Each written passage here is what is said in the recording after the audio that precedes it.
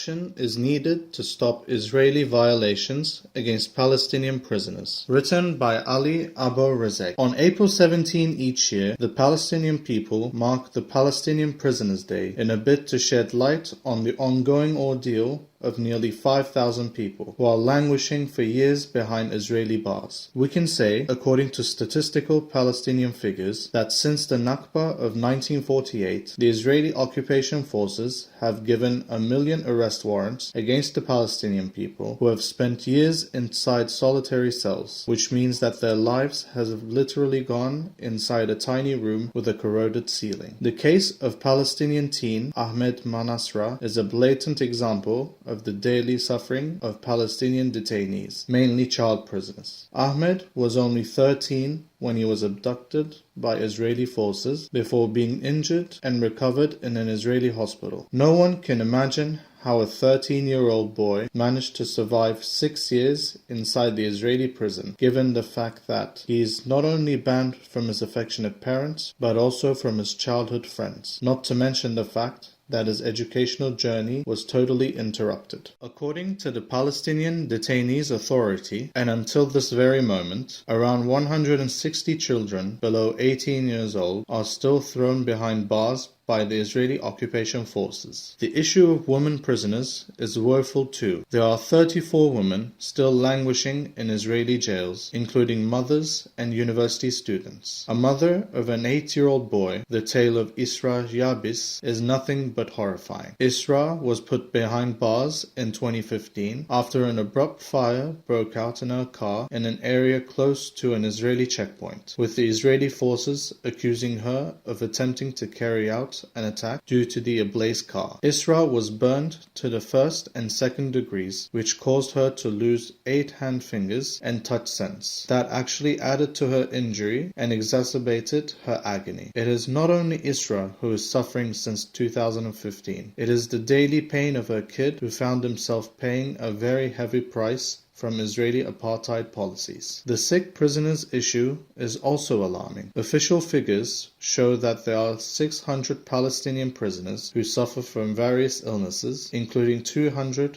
with chronic diseases. The most prominent case of those prisoners is the case of cancer-stricken detainee Nasser Abu Humaid. The terrifying part of Abu Humaid's story is the fact that he and his 4 brothers are already jailed by Israeli forces. Thus, the 5 family members were slapped with life imprisonment. A photo of their mother lamenting their absence and breaking her fasting alone during the holy month of Ramadan has gone viral. There are hundreds, if not thousands, of similar stories telling the daily suffering of the Palestinian detainees and their families. But no factual or weighty action is taken to get this issue internationalized and put on the policymakers' agendas. In the last decade, there were 2 events that revived the prisoners' issue and helped it occupy the headlines of chief news outlets: the swap deal of 2011 and the jailbreak of 2021. In October 2011, more than 1,025 Palestinian prisoners were released from Israeli jails in exchange for an Israeli soldier who was kidnapped by Palestinian resistance forces. This incident proved the fact that the Palestinian resistance works and can do something effective to keep the prisoners' issue prevalent. The jailbreak did the same. However, it is true that the jailbreak of last year managed to reinvigorate this issue, but came with a painful truth that Palestinian prisoners are feeling that they were left alone